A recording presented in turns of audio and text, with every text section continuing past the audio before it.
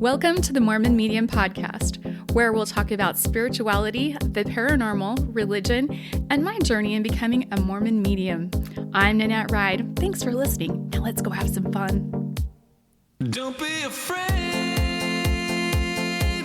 Close your eyes. There's a moon overhead, but the sun will rise. Blood on our lips, such a poisonous bite. The sound of our hearts go bump, bump, bump in the night. Welcome to the Mormon Medium Podcast. I'm Nannette. And I'm Brad. And today we are going to learn about healing. We've had some emails and some requests from people to talk about what a healing session looks like and why we do one, and then how you feel after one. So I think we're going to start from the top.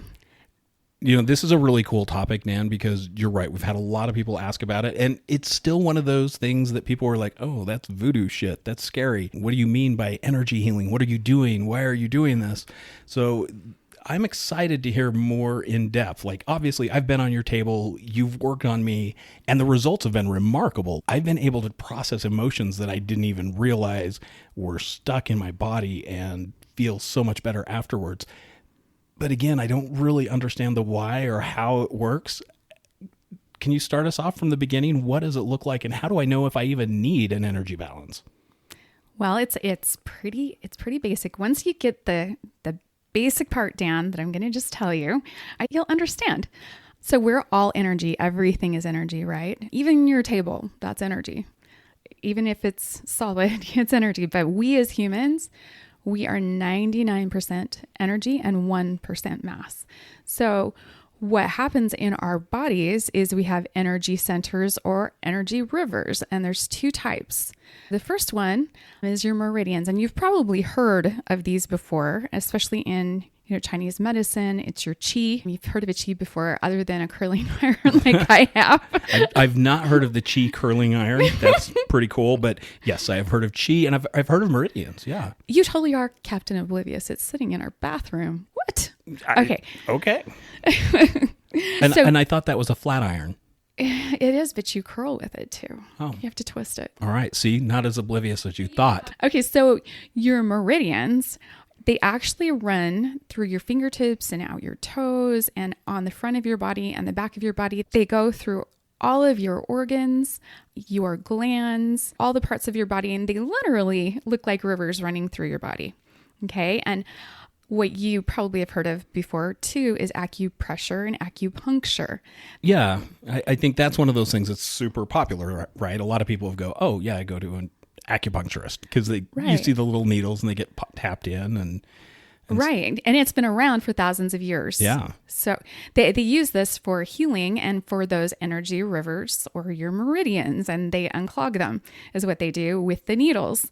So in an energy balance, when I'm working with meridians, I use acupressure. And so what happens is when you have this energy river that's going through your body, and you have, I like to call them a beaver dam. So basically, if you have a trapped stress or an emotion or a trauma that has happened to you, then it'll get trapped inside your energy field, and it can cause everything to back up, much like a beaver, building a dam in a river. Like, what happens to that water? Well, it backs up behind the dam and creates a big flood, right? Right. And like, what happens downstream, It dries up. Unless they let a little bit through at a time, and then you get this little trickle that just sustains things just enough. Just enough. Yes, exactly.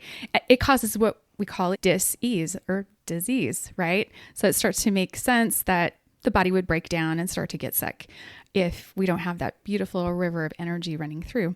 So that's one river of energy. Our other one is our chakras. And a lot of people are familiar with chakras.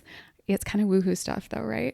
Well, but it's becoming a lot more mainstream, right? You hear about those chakras and meridians and energy and tarot readings and mediumship a lot more than you used to. It seems like people are really coming into it more. Right. I think people are kind of waking up to the fact that we're more spiritual beings than we are physical beings. And our chakras, they actually have been proven scientifically to exist. And these are wheels actually of energy that run from the base of our spine all the way up to above our head. So the bottom one, can you tell us what it is, Brad? Do you know? That is the root chakra. Oh, yeah. So what's that in charge of? Do you recall? I always get it wrong because I think of root and I don't think of the right thing. It keeps us grounded, though. It does. It keeps us grounded to Mother Earth. So, and we want to be grounded. So if you can picture the fact that everything that's around us, the earth, the trees, the sky, the birds, everything, we're all connected. We're all made of the same thing. And when we're connected to Mother Earth, we're grounded. Our thoughts are able to stay focused. We're able to not be confused. This root chakra, it regulates your security, your survival, your instincts. But if that chakra is out and it's plugged, it's on the other side of the beaver dam, right? You can feel super anxious, you can feel hopeless, and you can feel ungrounded. So your thoughts are all over space and you can't keep a single thought. You can feel foggy headed when something like this happens.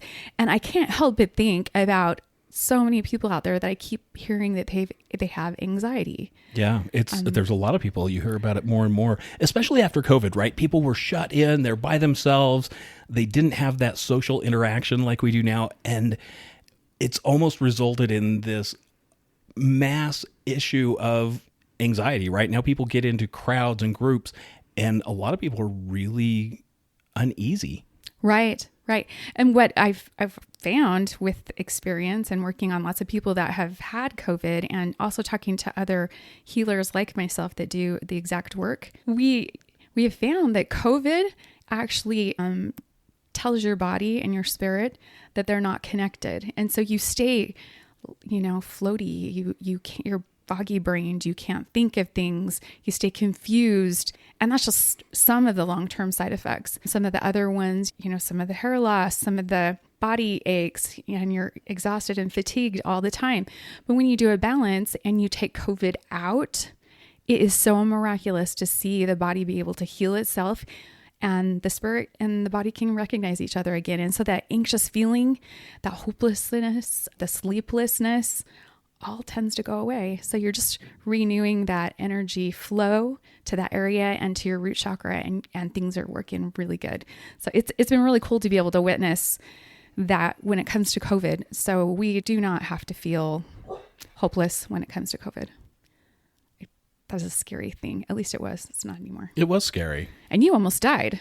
I didn't almost die. Yes, you did. I was really sick. Okay, Brad ran 103 temperature for 9 days. 9 days. We had him in ice baths. We had him on everything I could think of. We had an amazing doctor that helped us out. She's a nurse practitioner here in St. George. And we got him on everything I could possibly get him on. And the thing that helped his body the most was the hydroxychloroquine. It was really cool. We could see him just start to turn a corner. But at one point on day 12, he ended up needing oxygen. So he was on oxygen for 5 days. I thought I was going to lose him. And it was this time last year. Yeah, it was end of January, beginning of February. Yeah, I thought I was going to be a double widow at the same time of year. I was terrified. But we did energy work on him. We did breathing treatments on him. We did oxygen. I made him get up and walk, and he hated my guts for it. Nan was the breathing treatment Nazi. Like, she had this little torture device. I don't know what it's called, but you have to breathe into it. It's a nebulizer. You're good. No. The spirometer. Yes, the torture device. Yeah. The nebulizer, that wasn't a big deal. It was the torture thing. Except for at the end there, you hooked the nebulizer up to your spirometer, remember? Yeah, I was doing double duty. What to do with it?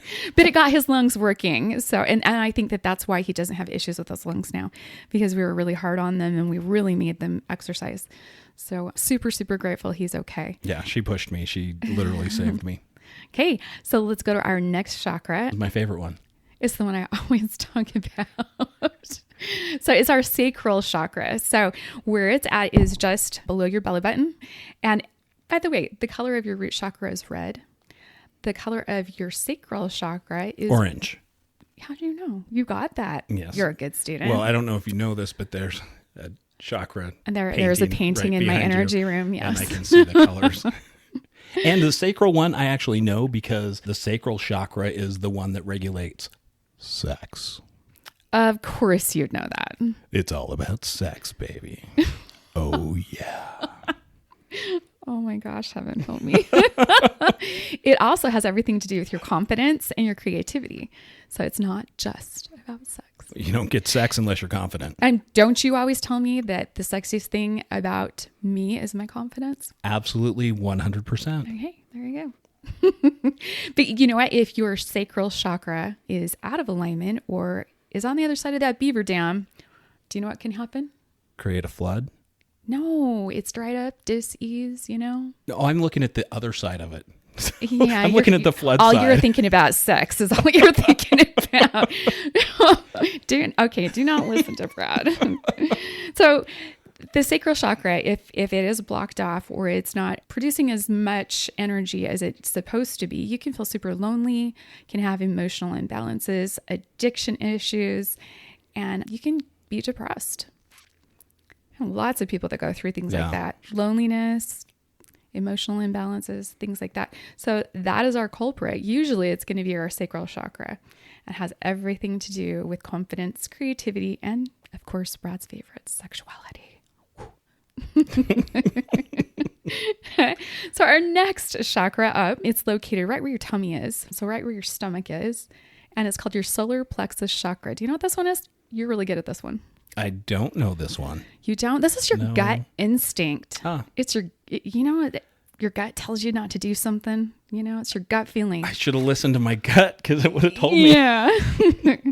Well, no, this is a super important one, right? Because this is something that everyone can recognize that they have that ability, whether you call it the still small voice, whether you call it the Holy Ghost, or whether you call it your spidey sense.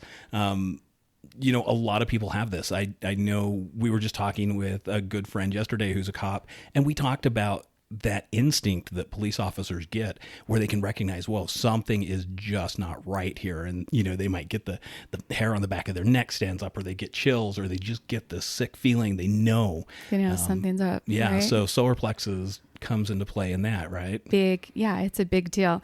And if you remember right, we were also talking about the day that Corey was killed. He went past the car that was on the side of the road with their hazards on.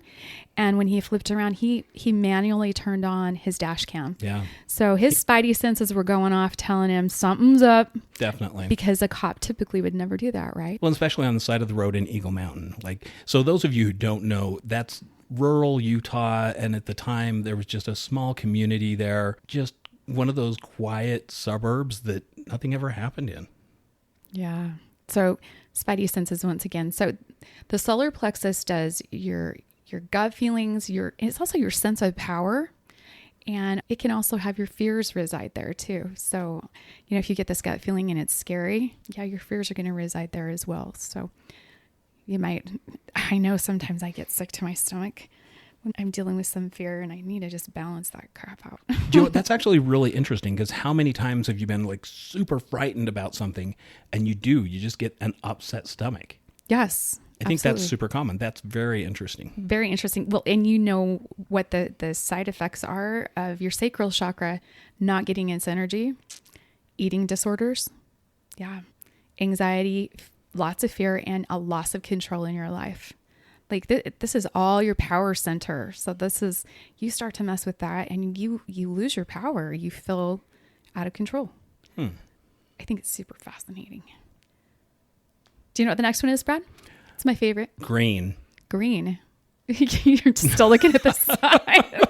I'm literally just looking at that piece of art that you have on the wall. Okay, this is your heart chakra, and this one's a big one. This is your main one. Why is it green? Why is the heart green and the root is red? Because the heart's horny, baby.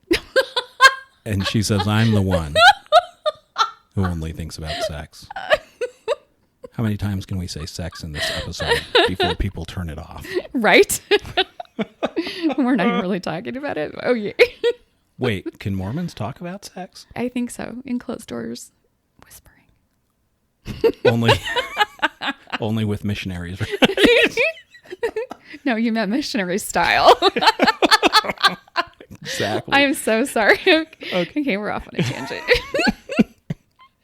Okay, so that may or may not get edited out. I don't know yet. so your heart chakra regulates, guess what? What's your heart stand for? Love, Love. compassion. Yeah. Compassion. Yeah. It's also your safety and it's your connection with one another. So Interesting. It's kind of like, so Shay tells us a lot of times, oh, when you hug, you should always hug heart to heart. heart to heart, Yeah. because then there's a connection. There's the connection. Yeah. Yeah. He's completely right. He said that an old hippie taught him that. And the old hippie was right. Yeah. And you do, if you think about it, you put heart to heart together and that energy blends and you feel love. Yeah. It's more that hippy dippy bullshit, as some people call it. Oh, you mean like the officer we talked to last night? You mean right? like LTG? LTG. Hippy dippy bullshit. So with your heart chakra, if you can imagine a beaver dam where your heart chakra is at, guess what it does? It creates dis-ease. Oh my gosh, ding ding. I Ding. listen. I'm putting a little star on your forehead. Thank you. You're so amazing, babe. It also makes us feel disconnected. So like think about our family members, some of our family members, even though we love them and they're around, can feel disconnected, even from a group that they're with, that people love them, they can feel disconnected. And I know I have a really hard time feeling like I'm connected, at least I used to other people, because I felt a lot of judgment and a lot of fear. They can also feel hopeless and rejected. And these are a lot of my old records playing because I used to do this all the time. I had a really hard time opening my heart chakra. I did a lot of healing. And it's only been since this last year that my heart chakra has just popped right open. And why this is significant is because, you know, you have all of your senses. So you have your hearing, your smell, your taste, your sight, and your feeling. And your heart is in charge of your feelings. So when Corey was killed, I didn't want to feel. I didn't want to feel people's pain. I didn't want to feel what I was feeling. And so my heart chakra kind of shut down a little bit. So that's a big deal. This is a big one. And I love the heart chakra. It's a beautiful one. And it's a place where you can heal. Which is very cool. Very cool. So the next one, what is it, Bradley? Baloo. Baloo. Baloo. Like the little bear, right? Baloo was a big bear. I think he's super cute. It's all about the bare necessities in life. So, Oh, yeah. So the blue chakra is located right where your throat's at. And this is your throat chakra. And this is where you are speaking your truth. If I see it really big on someone, it means that they speak their truth. They're pretty blunt about it. This is associated with leadership, communication, security, things like that. And you're really good with your throat chakra, Brad. Sometimes, but there have definitely been times in my life where I have felt very repressed and not able to speak my truth. And I know when that happens, I feel it. I feel very stifled, I guess is the right word. But you've seen me when I've been Does your throat actually feel like it's being choked, or what does that feel like? Do you know, it feels limiting to me. Okay. Because you know me, look, I'm a Sagittarius. I just kind of say it how it is. I say what I think and don't always think about it before I say it. And Amen. right. Sorry, honey. And so when my throat chakra is being squeezed off, it literally just feels like I can't breathe almost. That is a great description of it. Wow. Yeah, definitely can feel like that. It can make you feel paralyzed, like your vocal cords are paralyzed. Even if you have something inside you want to say, you can't speak it out loud. It could be a lot of anxiousness, insecurity, and you can feel totally out of balance with that. So pay attention if you're not able to speak your truth, or you're feeling stifled, like Brad said, or you're just feeling choked off. That would be your throat chakra. So your next chakra, we're getting to my favorite ones. Third eye. Oh my gosh, I'm going to have a heart attack right now. You knew that one? Yeah. Shut the It looks front like door. it's navy blue. Wow. Is that right? Yeah, it is. How do you know that one? The third eye chakra, where is it located? It's in your forehead. It is in your forehead. Yep. This has to do with your pineal gland. It's actually a gland that's in your brain. Pretty interesting. It's an actual thing. Well, and you can actually go back to Egyptian hieroglyphs and see images of the pineal gland in their hieroglyphics. Right. And you can also see the eye of Snow Canyon. Yeah, Here that in Eye of Utah. Ra, right? That's true. Now this, It's got pioneer graffiti in it. it does. But so sidebar. Sidebar. There is an area in southern Utah called Snow Canyon. And as you're driving through Snow Canyon, there's a big rock wall and there's a little hike that says Pioneer Names. Well, the reason it's called Pioneer Names is because in a small area of this rocky cliffside, part of the rocks have fallen out and it literally looks like an Eye of Ra. But pioneers who settled this area actually scratched their names in that wall, in the Eye of Ra. So they're hundreds of years old. Yeah. Yeah. Yeah, a couple 100 years old. But Nan and I call it pioneer graffiti. We kind of giggle about it, but it does look like an eye. It's really trippy. So the third eye is in charge of your intuition, your thoughts, and your dreams. And this is a big deal. This is a big one for me because when I started to get my psychic abilities, I started with dreams and then my intuition and then my sight and all my other clairs came into view. So this third eye, when it popped open big. And I started seeing things with my own eyes, but also with my spiritual eyes too. And if that has a beaver dam in it, do you know what happens? Dis-ease? Ding, ding, ding, ding. All right. Right. I've got the primary answer down. Yes, the primary eye. You actually can lose sleep. So lack of sleep is one of the sidebars. Like imagine Interesting. it's an eye. If it stays open, I mean, you're not going to sleep, right? That's how I remember it anyway. That's a good way to remember it, but I think it's more a fact that if it's not open, Right. you're not going to sleep. see. Yeah. And if it's not open, you're going to be judgmental. You're going to feel imbalanced and you're going to have a big time loss in your own intuition. So if you're having issues with intuition, sleep, and you're a judgmental person, this is your baby. Your third eye chakra is going to be one of your ones that are probably going to have an issue with it. So our last chakra is called what, Bradley? The hooey wooey purple one? Oh my gosh. Okay. It is your crown chakra. It is purple. Good job. Do you know what this? Do you know what? I should remember that crown chakra because purple is actually the color of royalty. Royal color, and it's like a crown on the top of your head. That. Yeah, this is a good one to remember and an easy one to remember. But do you know what it's associated with? Becoming gods and goddesses of our own planets? No. Oh. No. This is your spirituality. So in our crown chakra, this is where we get our... So yes, kind of. My Yes. answer was a little bit right. Okay, but no. Fine. Fine. Fine. Explain to me how You- wrong I was. You hate it when I'm right. I love it when you're right because it's all the time. Darling, you are always right. Oh, you want to be married a really long time, don't you? I've got that answer down. You're right. I'm sorry. Oh my gosh, I just want to kiss you right now. Perfect. Okay, so your crown chakra is going to be associated with the downloads that you get from above. So it's going to be your spirituality, your consciousness, your wisdom. It's also going to be your imagination. So which is interesting to me. So when we're using our imagination, like think of our little grandson who has a awesome imagination, just like you did when you were a little tiny dude, right? Yeah, he does. And he's also gifted and sees things too, just like his grandpa. Right? As he's walking past the stairs and he goes, oh, there's ghosts down there. Yeah, And then he's- walks on like no big deal. He just turned 3. Yeah.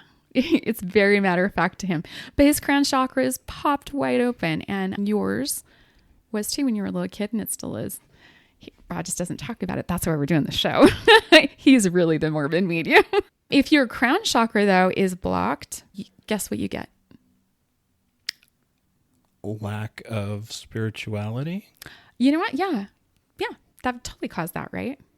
You could be hopeless, depressed, Disease. ding, ding, ding. Oh my gosh. I'm married to the biggest dork. Okay, look, some answers are just predictable, right? I remember when I was just a little tiny dude. And look, I didn't grow up into a family that went to church all the time. I mostly went to church with my grandma, but occasionally my mom would take me when I was really little growing up in Springville, Utah. And we went to church one week, and then we missed a couple of weeks, and then I went again. And the teacher asked all the little kids in the class, it was, primary or sunbeams, whatever it was. She says, all right, who can tell me? And actually it was the primary voice. Who can tell me what we talked about last week?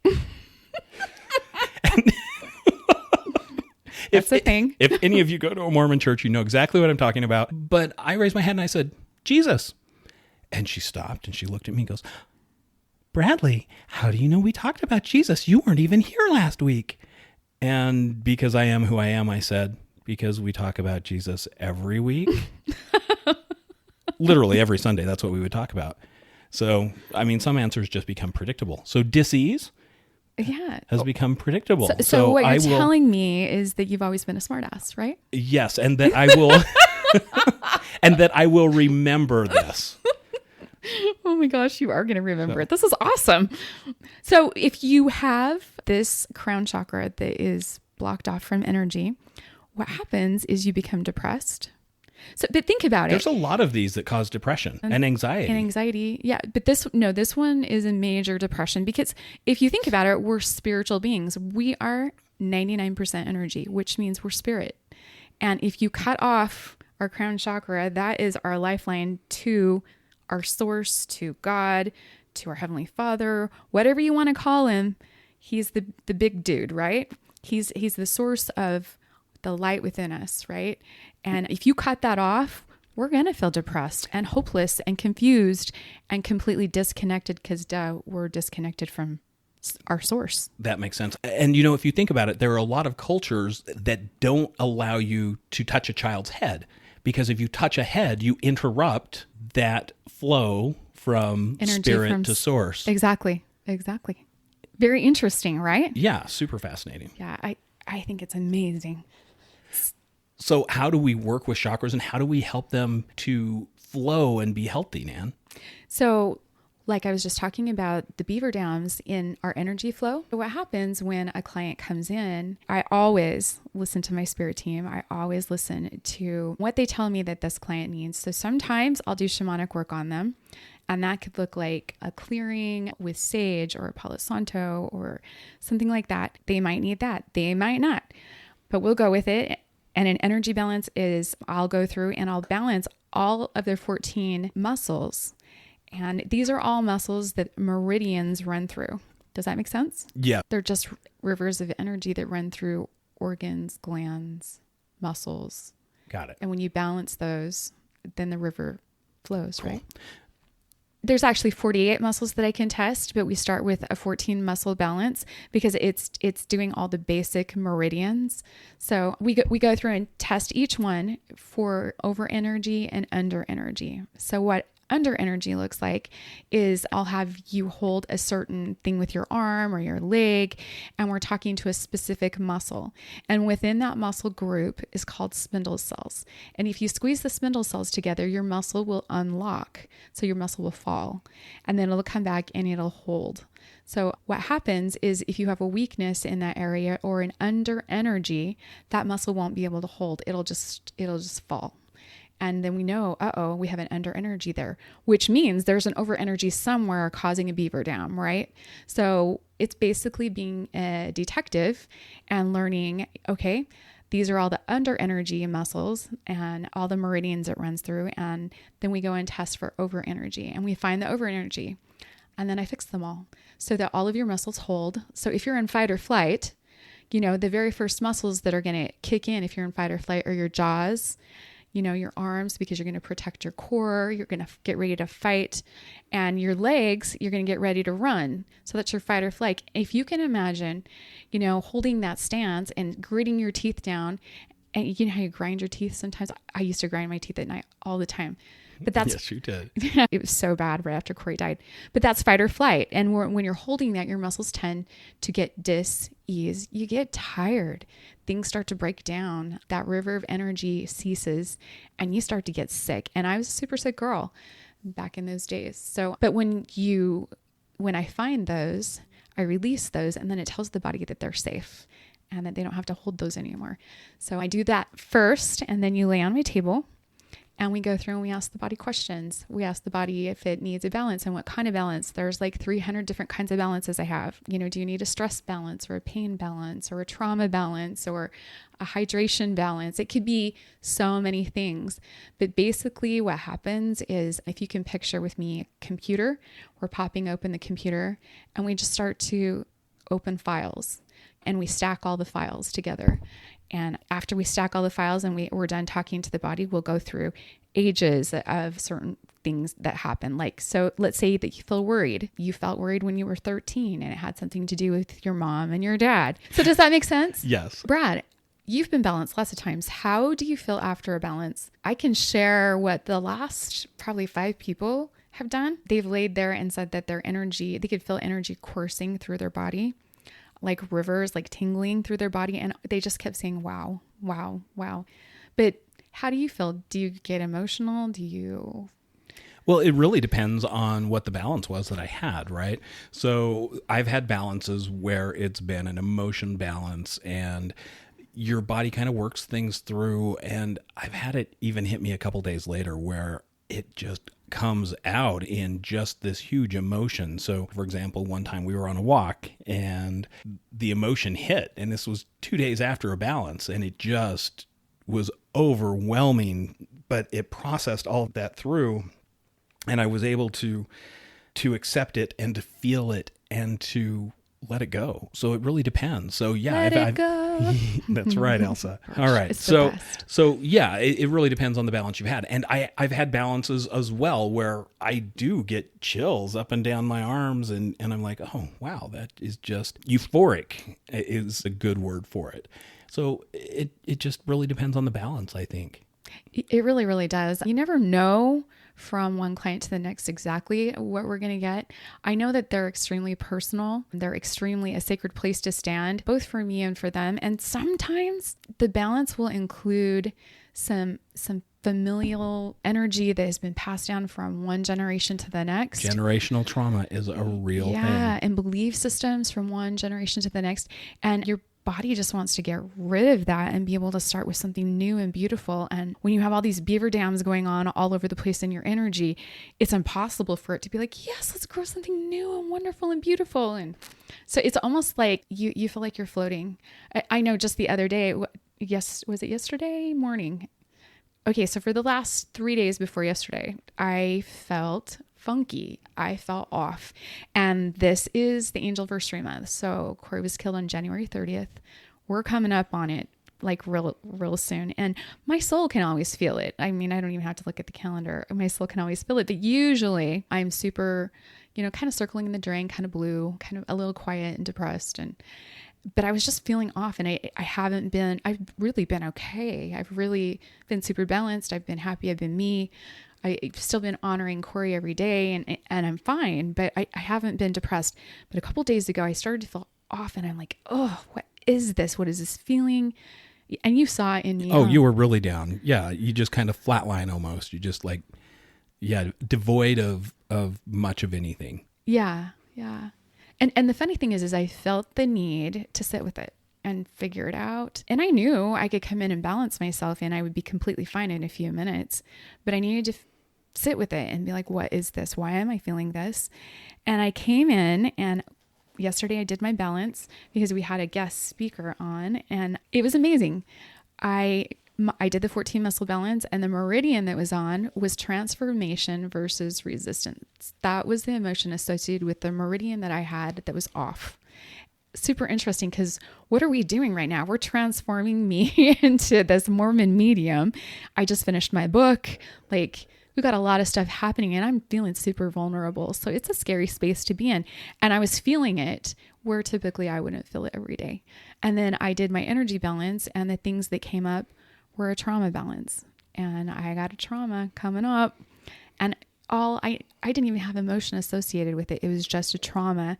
And it was Corey's death, that just a little tiny bit of it that I needed to get out of my system. And I was floating on cloud 9. I was done. After my balance, I felt 1,000% better. Yeah. Very different woman. Yeah. Just within minutes. So it doesn't take long. And once you realize that Everything lays within energy. Everything's energy. We keep our energy flow going. We don't have to be depressed. We don't have to hurt. We don't have to not sleep. Like, we can reclaim our lives, and it's part of our spirituality. 100%. All right. Well, Thank you for that explanation. you are so welcome. That- And Brad, thank you for sharing your experience with energy balancing and for sharing with the chakras. You did a great job. Thank you. I'm learning. I listened to my Mormon medium. She's on it. Thank you so much, everyone, for listening. And thank you for joining us on all of these episodes. We love seeing your comments. We love hearing from you. Remember, you can always reach out to us and give us your suggestions or comments or ask any questions that you might have. We've actually had several people reach out, and it's been amazing. We will answer you personally and make sure that you get the answers you deserve. Definitely. We're happy to answer any questions that you might have. And just know that we love you guys. Thanks for your support. Thanks a ton, everyone.